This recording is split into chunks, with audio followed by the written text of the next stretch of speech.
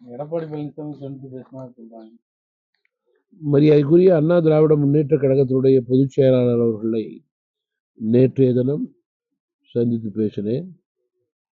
நான் அவர்களோடு மரியாதை நிமித்தமாக என்று சொல்வதை விட தமிழகத்தினுடைய அரசியல் சூழல், மக்கள் பிரச்சனை குறித்து அவர்களிடம் பேசினேன். கட்சியினுடைய அதிகாரப்பூர்வமாக நிலை கூட்டணியை பொறுத்தவரையிலே எங்களுக்கு என்று ஒரு செயற்குழு தலைவர்கள் இருக்கின்ற காரணத்தினால் தேர்தல் கூட்டணி சம்பந்தமாக நான் அதிகாரப்பூர்வமாக அவர்களிடம் பேசவில்லை.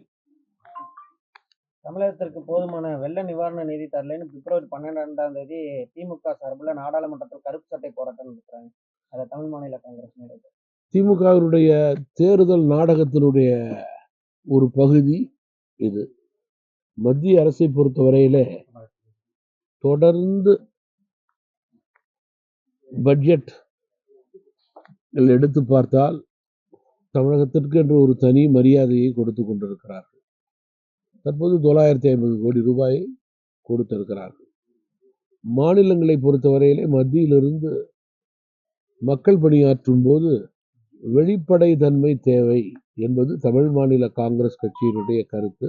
அதே நேரத்தில் தமிழகத்திற்கு தேவையான நிதியை முறையாக சரியாக கொடுக்க வேண்டும் என்ற கோரிக்கை எழும்போதெல்லாம் தமாக போன்ற கட்சிகள் மத்தியில் பொறுப்பில் உள்ளவர்களிடம் உண்மை நிலையை எடுத்து கூறுவது எங்களுடைய கடமையாக நாங்கள் நினைக்கிறோம்.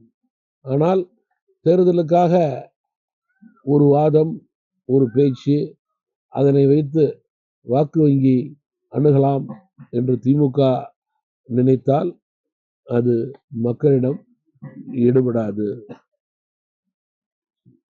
தமிழக முதல்வரோட ஸ்பெயின் பயணத்தின் மூலம் 2500 கோடி முதலீடு ஈர்க்கப்பட்டதா திமுக சார்பில் விளம்பரம் பண்ணிட்டு வராங்க. முதல்ல வெளிநாட்டு பயணங்களுக்கு உண்டான வெள்ளை அறிக்கை தேவை. அதன் அடிப்படையிலே மக்களுக்கு, தமிழகத்திற்கு, அதனுடைய வளர்ச்சிக்கு, வேலை வாய்ப்புக்கு, கட்டமைப்புக்கு கிடைத்த பயன்கள் எல்லாம் வெளிவர வேண்டும்.